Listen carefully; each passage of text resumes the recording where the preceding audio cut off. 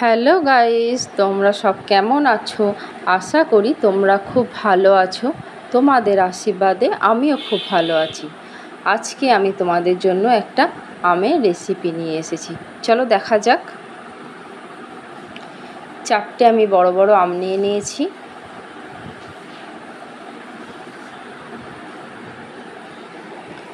আমটা মোটামুটি 1 বিঘা মতো সাইজ।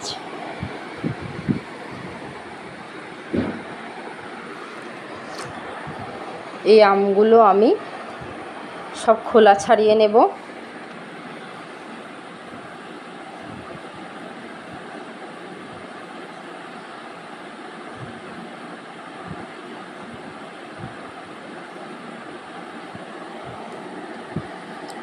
প্রত্যেকটা আমি ভালোভাবে খোসাগুলো ছাড়িয়ে নেব। মোটামুটি সব আমের খোসা আমার ছাড়ানো হয়ে গেছে। এবার আমি এইগুলোকে পিস পিস করে নেব।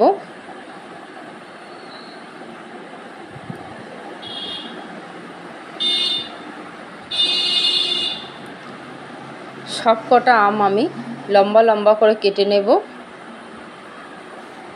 কেটে নেওয়ার পর দেখো এই আটিগুলো দেখো কত পাতলা। আর একটা জিনিস তোমরা লক্ষ্য করো, আমের আটিগুলো দেখো পুরো একটা পাখির মতো শেপ। এবার এই আমের পিসগুলোকে আবার ছোট ছোট টুকরো করে নেব। মোটামুটি আমগুলো আমার সব ছোট ছোট টুকরো করা হয়ে গেছে।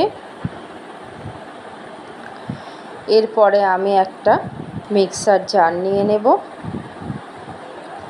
মিক্সার জারের মধ্যে আমি প্রত্যেকটা আম টুকরো দিয়ে দেব। এর মধ্যে আমি অ্যাড করব 8টা কাঁচা লঙ্কা আর কিছুটা চিনি।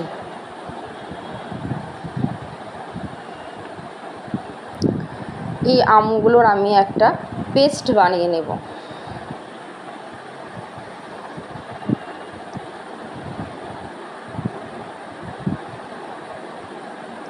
মোটামুটিভাবে আমার পেস্টটা রেডি হয়ে গেছে। এবার ঢাকনাটা একটু খুলে দেখব।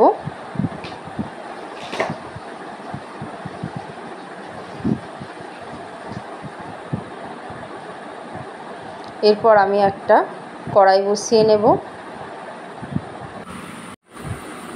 কড়াইয়ের মধ্যে অল্প পরিমাণ সর্ষের তেল দিয়ে দেব। তেলটা আমি কড়াইয়ের চারিদিকে একটু লাগিয়ে নেব।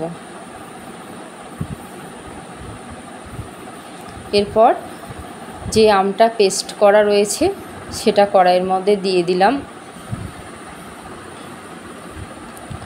তেলটা ভালো করে আম পেস্টটার মধ্যে মাখিয়ে নেব।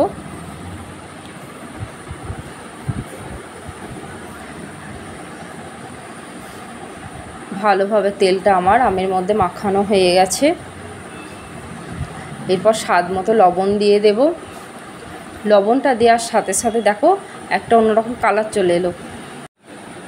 আমের মধ্যে লবণটা দেওয়ার পর দেখো কেমন একটা যেন কালার এলো। এতে তোমার ভয় পাওয়ার কোনো কারণ নেই, কারণ আমটা তো টক, সেই জন্যই লবণটা দেওয়ার পর ওইরকম ধরনের একটা কালার এসছে।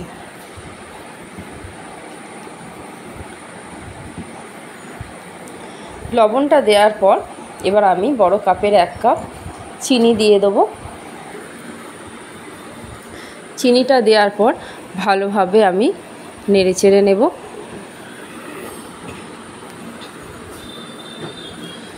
মোটামুটি ভালোভাবে চিনিটা আমার মেশানো হয়ে গেছে। এরপর একটা ভাজা মশলা আমি রেডি করে নেব। গোটা শুকনো লঙ্কা, গোটা জিরে, একটু রাঁধুনি, ধনে, মৌরি আর কি অল্প পরিমাণ একটু 5 ফোড়ন। গোটা লঙ্কা আমি 5টা নিয়েছিলাম। 5টা লঙ্কা আমি একটু ছোট ছোট টুকরো করে নিয়েছি। পাশে আমি আমটা নাবিয়ে রেখে দিয়েছি। এটা অল্প একটু ভাজা ভাজা করে নেব। ভাজা ভাজা মোটামুটি আমার হয়ে গেছে। এটা এবার আমি নাবিয়ে নেব। নাবানোর পর এটা একটু চারিদিকে ছড়িয়ে দেবো ঠান্ডা করার জন্য।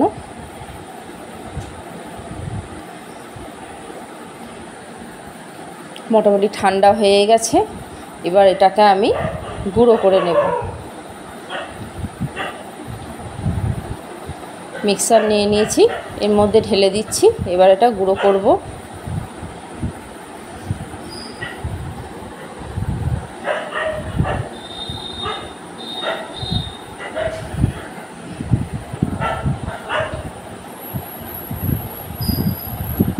মোটামুটিভাবে আমার এটা গুঁড়ো করা হয়ে গেছে।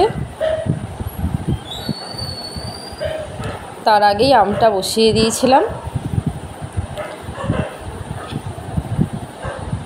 আমটা বেশ অনেকটা ফুটে গাঢ় হয়ে গেছে। আস্তে আস্তে দেখো অনেকটা কালারও চেঞ্জ হয়ে গেছে। আমি কিন্তু এর মধ্যে এক ফোঁটাও হলুদ কিন্তু ব্যবহার করিনি।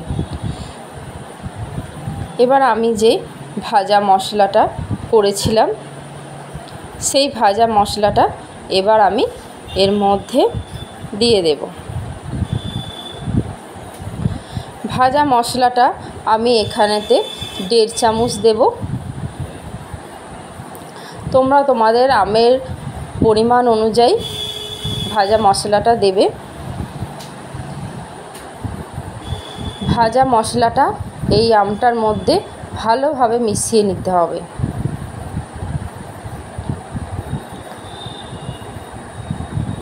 দেখো সুন্দরভাবে আমার কিন্তু মশলাটা এর মধ্যে মেশানো হয়ে গেছে। কিছুক্ষণের জন্য ঢাকা দিয়ে রেখে দেব। দেখো মোটামুটি পুরো রেডি। তোমরা চাইলে কিন্তু এটা থালার মধ্যে রেখে সমানভাবে পিস পিস করেও কেটে নিতে পারবে। মোটামুটি রেডি আমার টক ঝাল মিষ্টি আমের জেলি।